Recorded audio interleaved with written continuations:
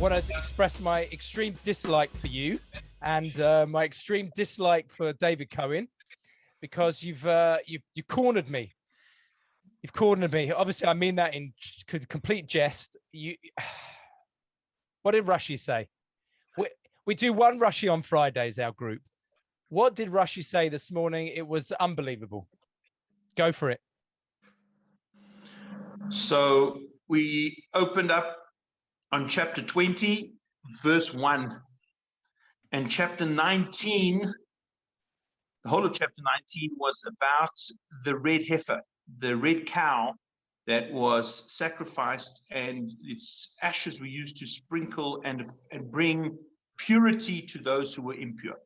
Right. And chapter 20 begins with the death of Miriam, the prophetess. So says Rashi, and he quotes the phrase from the first verse of chapter 20, says Rashi, "V'tamasha Miriam," and died over there, did Miriam, and he asks a question.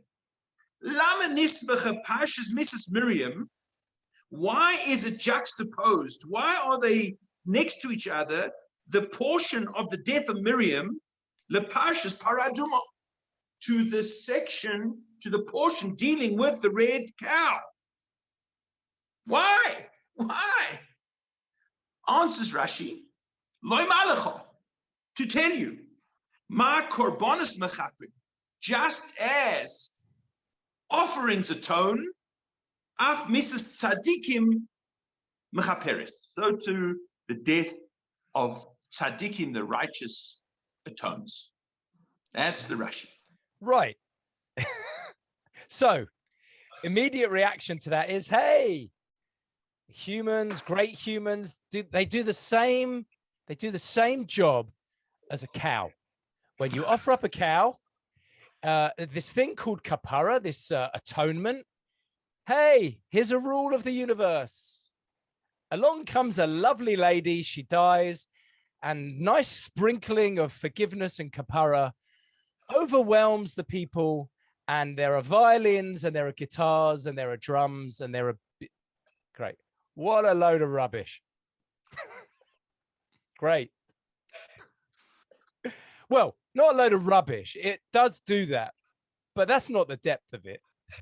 That's not the depth of it. So, what did you say? So, in order to solve this mystery, this rabbinic puzzle of the depths of the deepest lessons in life, because that's what Rashi is what lesson for life can we extract from this phrase in the Torah?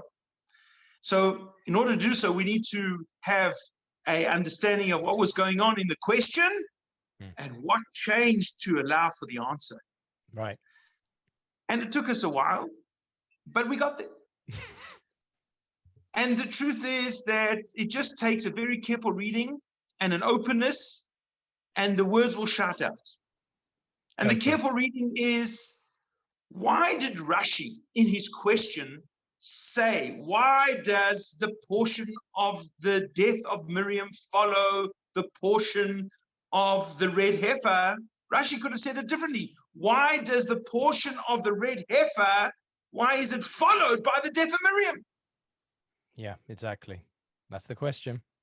That's the question. It's a subtle question, but it's an enormous answer. And the answer to understand the question is because in the question, Rashi's telling us or showing us how we generally approach things in life. And the way we generally initially approach things in life is we look for causality. What is the reason that this came about? Let's look back. Let's be retrospective people. Let's be reactive people. Why is the death of Miriam, how is the death of Miriam a reaction to the portion of the red heifer? And you know what? When a person's retrospective and reactionary, they won't get any answer. They will always live in question. Says Rashi, of course I'm summarizing, and these things need to be thought about. Says Rashi, you want to get an answer? You want it to speak to you? Loi malacha to speak to you? Do you want the Torah to speak to you? So then you've got to change your perspective. And your perspective has to be, instead of being retrospective, you have to be prospective. And prospective means that there's such a thing called korbanos, offerings. And korbanos offerings atone. Well, how do they atone? How does taking a big fat cow or a more slender cow or sheep or goat, when it's killed, how does it bring any goodness onto me? So the answer is, if we're reactionary, it doesn't make much sense. It's a little bit cruel, it's a little bit primitive. But if it understood that, how can I, because of that, become proactionary? How can I be prospective? How can I make a difference from now and onwards? So then I've changed my mindset. So then I don't look at why the death of Miriam follows the red heifer. I'm looking at why, how, what can I do now that the circumstances are such? In what way will that spur me on? In what way will that allow me to somehow improve and contribute? So then that's what kapora really means. Kapora, atonement, is not how do I understand things based on the past. Atonement is how do I, because of the present or from the present, create a better future. That's atonement. And that's why sacrifices, korbanos, can atone. Because that now that my cow or my goat or my sheep is dead and it's up in ashes, well, what am I going to do? It hasn't done anything to me. So the answer is yes, but you can also get rid of your cow inside of you. You can rid of the goat and the sheep and the bird within you. Get that out of you and get on with being a human being.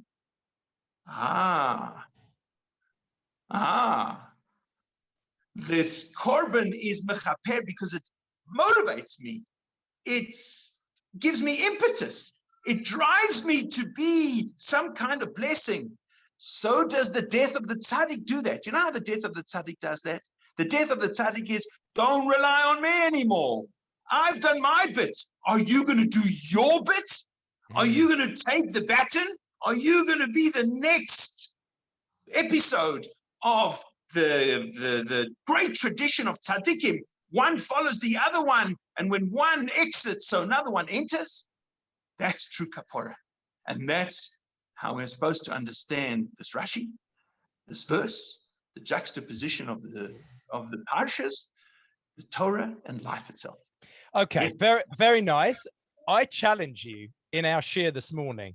I said, listen, 10 years ago, I stole $100,000 off you. We were in business together, you and me, and I stole it, and I stole the business off you. And 10 years later, we meet in a restaurant, and I'm just having the valet parking my beautiful new BMW, and you're still driving around in a 10-year Volkswagen. And there we are in the restaurant, and I see you, and you're sitting there and your wife, and you're still wearing the same clothes, and I'm wearing a beautiful Armani suit, and boy, is my life. Whew. And I come over to you and I say, hey, Bubala, Nossel, how are you? Come, give me a hug. Now, the reaction of a regular person would be, get your filthy hands off me. Who the hell are you? You chutzpah, you this, you that. How dare you? And that would be valid. It would be a natural reaction, except we have a problem. And this is where DC David Cohen has to come along. He bashed me over the head and he said, where's your bitachon? Which prompted me to remember Yosef HaTzadik. It wasn't you that brought me down to Egypt. It was Hashem. That wasn't $100,000 business loss. That was the loss of potential life. That was the crushing of a person. Take him away from his family, his home, put him in prison. Oi, those 11 years must have been Gehenna. And he still said, Yosef HaTzadik said, it wasn't you. I love you all. It was Hashem. Is that what this Rashi is basically saying? That's called just as an offering atones. It was an offering. That business that I ran with you 10 years ago, and you gunfed all the gelt, and you ran away, and you drove away within that's an offering. That's an offering. What Hashem couldn't have changed it. He couldn't have opened my eyes. He couldn't have foiled your plans. That's an offering. That's an offering. Doesn't mean to say I have to do business with you again, my friend, but I have to move on. I have to move on. I have to wish you well. I hope that you get your act together. I hope that things turn out better for you. That's my offering to the 𝘰𝑗𝘮 Shalom, and he appreciates it and he accepts it. And that is, yes, he did. He deemed that. That's what he wanted for me. That's massive. Nothing happened. It's massive. That is godless. That is godless. Jeez, that's godless. And when I hug you and I wish you well, and I order an extra bottle of champagne from the waiter secretly, that there's an admirer when he brings into the restaurant, he says, somebody has paid for you the champagne, then I become a person who's killed myself. I have taken myself out the picture. And that misses tzaddik. I've become a tzaddik who's interested in other people's growth, in making some kind of positive impact on others. And that way, if we all take that on, so we can imagine a beautiful world that we will be left with. And that's how Miriam lived her life. That's who Miriam was. She was a person who didn't live in the past. She didn't live in the regrets. She even had a bad episode with her brother, but she always lived prospectively. She always knew it's not about me. Yeah, moving forward. But how to make some kind of offering and some kind of betterment to other. That's what she was. It's so hard. It's so hard to react. Social media is one big reaction. He says this, I react to this. I see it every day. I saw it yesterday in a post. React. Everyone should get their pacifiers and stick it in their mouth and be quiet. Or take it out and say, oh, let's go forward. Doesn't matter. Very hard, though. Very hard. But it's a great lesson. It's even harder than learning a Rashi. Got to go, my friend. Yep. Love you. Shabbat shalom. Good Shabbos. Shabbat shalom. All the God best. bless. Bye.